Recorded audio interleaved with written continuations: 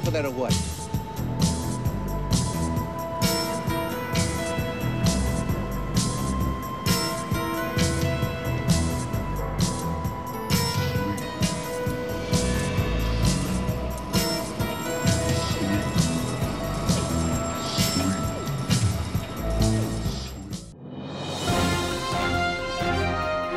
Meet your independent media maker.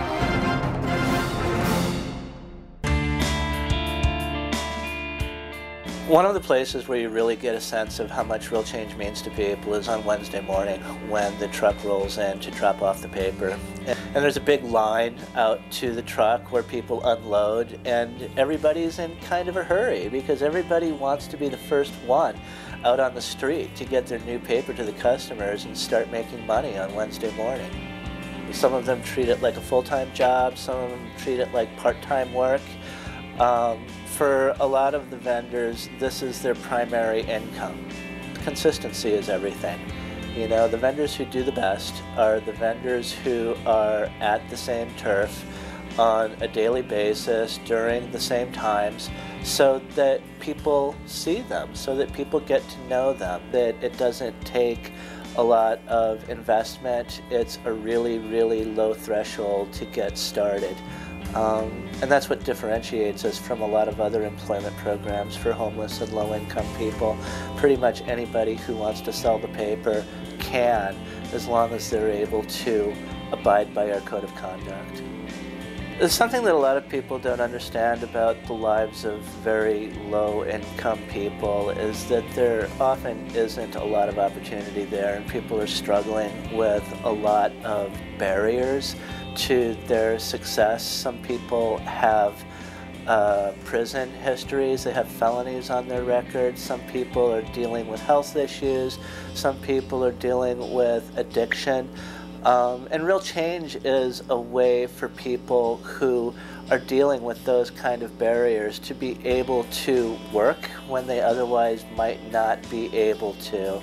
And you know, I think of some of our vendors, like Michael Garcia is one of our vendors who is really, really trying to do something with his life. He's an inspiration to me. A lot of the people who sell the paper are an inspiration to me because they struggle so hard against such difficult circumstances. And Michael is somebody who got hooked on drugs when he was young. That led to prison time, it led to health issues. This is somebody who would have a really hard time working, even though he is really on a track to pull his life together. Real change gives him the flexibility to be able to work when he's able to, and to be able to do that on his terms, and to create a community of support for him, so that he's not just isolated and struggling, but there are people around him here at Real Change and his customers who support him while he's getting his life together. A lot of what Real Change is about is changing things politically, about mobilizing folks who care about poverty and homelessness and engaging homeless and poor people themselves and taking action around these issues so that we can start seeing a different kind of world. But that all begins with personal change. It begins with the vendors feeling empowered to the point that they can take on something else in their lives. And it begins with the readers, the customers, really starting to feel the issue as something that offends them personally. And that begins with the relationships. And I think that what Real Change does is it moves homelessness and poverty for a lot of people from being something that is sort of abstract and academic and out there that they understand in their heads, to being something that they really feel deeply as a person and understand in their hearts. I think that when people think about Real Change, they think about what it does for the vendors, but they don't really think so much about what it does for the customers. And that's the side of it that isn't really so obvious. These relationships that the readers form with the vendors become very, very important in their lives, and people become approachable. People aren't afraid of real change vendors, so they're able to buy the paper, they're able to get to know the vendor, they strike up relationships. Those relationships become important to them, and through those they really come to understand that homeless people aren't some sort of dehumanized other that are completely unlike us, but that they are in fact very much like us. They are us. Once people start selling real change, two things happen that are really important. One is that people achieve a level of agency in their own lives that they haven't had for a while often. They're back in control. They can make decisions that move themselves forward. They can come in here and buy 20 papers and have money in their pocket by that afternoon. They're able to move their own lives forward in a way that's very empowering to them. And the other thing that happens is people find themselves embedded in this network of relationships that is the community of real change readers. And I've come to understand that is really the most important thing about real change, because it's transformative. People go from being isolated people who feel that nobody cares whether they live or die, to having this whole community of readers to whom they matter, and people who really care about them. And it changes the way people see themselves. I've seen it change the way people, just the way people hold themselves and act in the world. I think that's really the magic behind real change.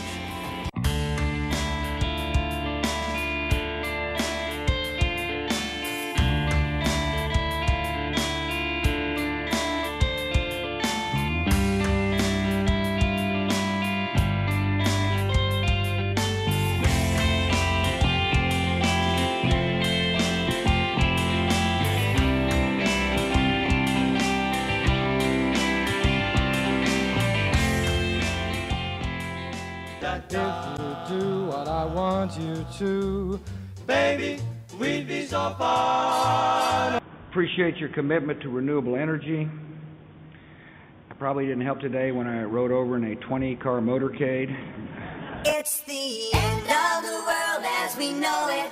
I feel fine. Good morning, slaves, and welcome to another edition of It's the End of the World as We Know It and I Feel Fine, the show where we sound like a broken record. I am your host, the Stimulator, and yes, you know what comes next. And with oil topping $63 a barrel this week, the price of a barrel of oil topped 71 big ones this week. The price of crude oil hit a record $78 a barrel. A barrel of sweet crude hit 80 big ones, and the price of crude hit an all-time record of $90, 98 smackers a barrel, $99 a barrel, so $100 a barrel. The price of oil hit its highest record yet, only 3 cents shy of $106 a barrel. But capitalist cheerleaders said the price had to be raised in order to compensate for a weak dollar. Well, guess what?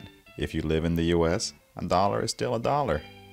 This comes just day after Captain Puff in the Face opened his gaping hole. It should be obvious to all that the demand is outstripping supply, which causes prices to go up.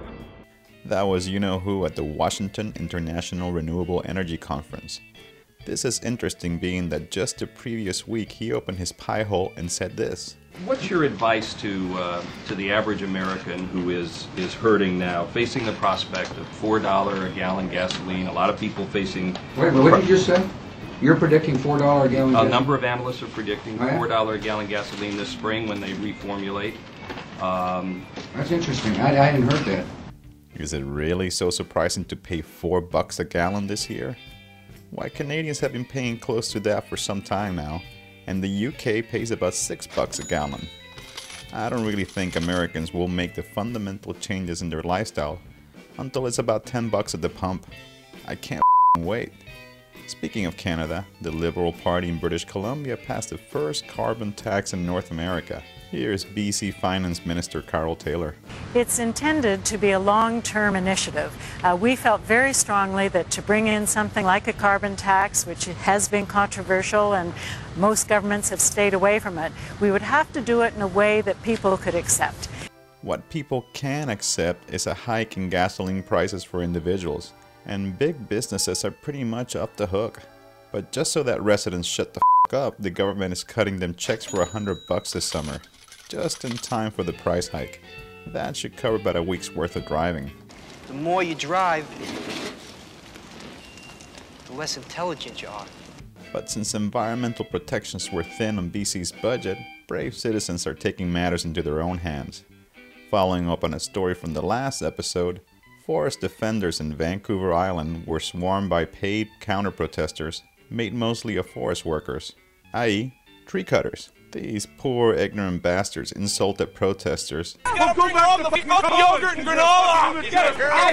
and destroyed their banners, while displaying their smart wit and their own protest signs. And guess what? The motherfucking popo was nowhere in sight. Coincidence? Kicking it up a notch, in a Seattle suburb, the Earth Liberation Front set fire to 3 yuppie McMansions that were still under construction. The homes were built near a creek, which is the habitat to an endangered species of salmon. No one was hurt in the fire. And up in the ante, a bomb exploded at a high-profile army recruiting facility in Times Square in the NYC. The explosive device was allegedly thrown by a person riding a bicycle. For folks thinking of joining the army, my guess is that this would be a nice preview of what life would be like in Baghdad.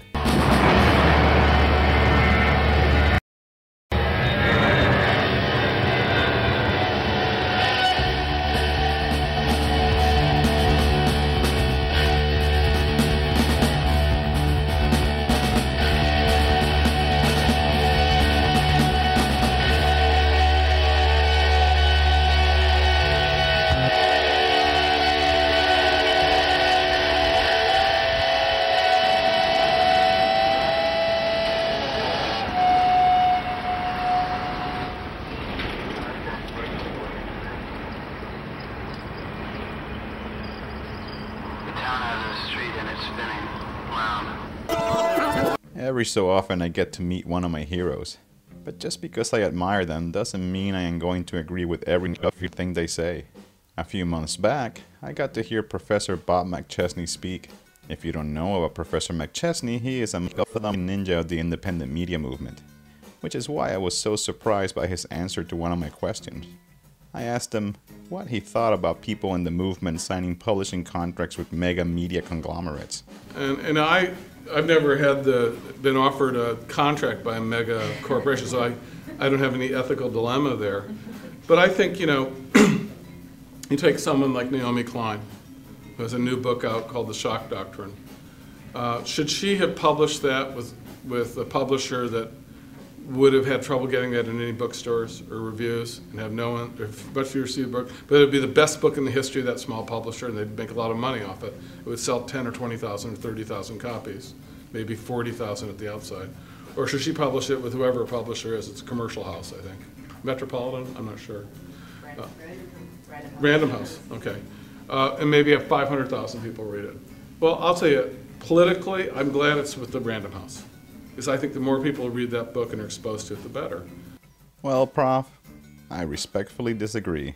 First off, non-commercial independent publishers have produced big bestsellers. Don't Think of an Elephant, released by indie publisher Chelsea Green, sold 250,000 copies. To say that indie publishers can't do it is a defeatist attitude, and one that plagues our movement. By signing with mega media companies, and this includes musicians, authors, filmmakers, and the like, they are in essence giving the enemy we are trying to fight more money and therefore giving them more resources to spread their warmongering message. It's like adding more fuel to a train that you are trying to stop. It does not make a lick of sense. Case in point is that sellout Michael Moore. Moore signed a book deal first with Regan Books HarperCollins, i.e. Rupert Murdoch, owner of Fox News and the Wall Street Journal. And then he sold his soul to AOL Time Warner, and then he finally gave it up to Viacom, aka MTV. Even though I can't stand this motherfucker, he does have some important things to say. It is true that Moore has been able to reach millions using the corporate machine, but he has also made them buckets of money. But what happens when they don't like what you have to say? You see, Moore was about to drop his much anticipated film Fahrenheit 9/11 in 2004. The year Bush was running for his re-election, and Walt Disney pulled the plug on his distribution at the very last minute. People speculated that Disney did this under pressure from Florida Governor Jeb Bush. You know, douchebag's brother. My point is that if Michael Moore or others write things that the corporate bastards find threatening, do you really think they'll get published? And even if they are published, do you think their owners will go to bat to them when the heat is on? Just Google Fortunate Son and read up on why St. Martin's Press withdrew the book from publication. I'll close with this. Over 10 years ago, Amy Goodman and several hardcore indie media makers started the news program Democracy Now! In the NYC. First as a radio show and now as a TV show. Democracy Now! Is currently broadcast in over 600 stations worldwide. This was done by a massive grassroots campaign that involved hundreds of volunteers.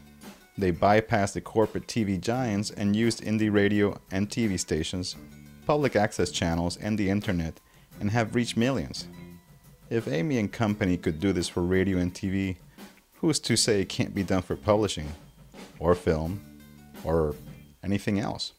And that about does it for this edition of It's the End of the World as We Know It and I Feel Fine.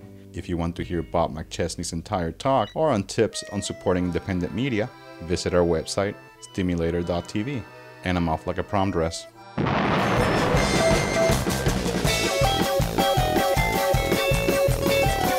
Remember, kids, you can podcast high-quality video of this show at Submedia.tv.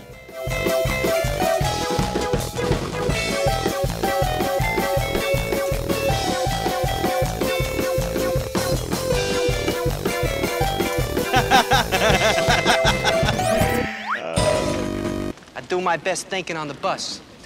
That's how come I don't drive, see? You don't even know how to drive.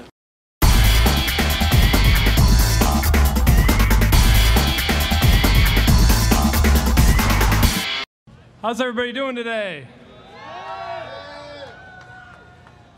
My name is Wally Cuttaford. I'm a U.S. Navy veteran and an organizer with Port Militarization Resistance of Olympia. I'm sure you've heard of us here and there. So what is PMR? Port Militarization Resistance is direct action against the war and occupation of Iraq. And let's be honest, we need some direct action right now. Our Congress people won't end this war. Heck, they're making money hand over fist from this war. It is up to us. And in Olympia and Tacoma, we have acted. In May 2006, we took to the streets to obstruct shipments of Stryker vehicles bound for Iraq. 11 days and several $100,000 in increased security later, we had drawn our line in the sand. We didn't think we could ever outdo ourselves from that miraculous 11 days, but sure enough, a year later, in March 2007 to the Port of Tacoma, we did. 13 days of obstructing shipments. We turned the Port of Tacoma into contested ground. There were nights there where they were chasing us all up and down the port, but we obstructed them, we resisted. We made the original Port of Olympia look like small potatoes, but all we were costing them was money. We thought, can we ever truly obstruct their shipments? Can we ever truly outdo Port of Tacoma? Well, this November, we got our answer. A return shipment of Stryker vehicles came back through the Port of Olympia again, and we mobilized for 13 more days to work toward containment. We did something we had not done before. We owned the port. For 24 hours, twice, we blocked all entrances and exits. We shut down the entire operation. We said, no more. The police looked at us and they turned around and said, we don't even have enough people to take you down. We are getting stronger. How did we do it? PMR is a continuum of actions. We pressure our elected officials. We pressure our port commissioners. We pressure city council members. But when the shipments are there, we're out there in the street. We're doing whatever we can to obstruct.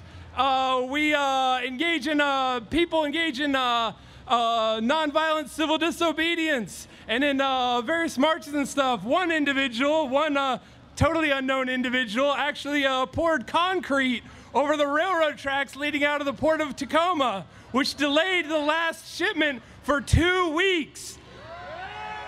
This was in the Christmas shipping time, where that shipping time is really valuable, and they had to move all the other schedules of all the Toshiba TVs and everything. We've suffered police brutality. I watched friends get tear gas at the port of Tacoma. People shot tear gas canisters as artillery at people's heads. I watched friends get shot with rubber bullets at lethal range. Last March at the port of Tacoma, police held me down on the ground, and while I was subdued, they tasered me in the back 3 times. But their violence has only strengthened our resolve. And we are resolved and we are determined to end our participation in this immoral and illegal occupation. We are determined to help the Iraqi people liberate themselves from U.S. imperialism. And we intend to do that through our civilian-owned ports. Next time you hear that PMR is taking action at the port, join us. Join us in our stand to let them know we will not let them ship one more Stryker. We will not let them ship one more tank. We will not let them ship one more bullet to this war. We will shut it down. Thank you. Thank you for coming.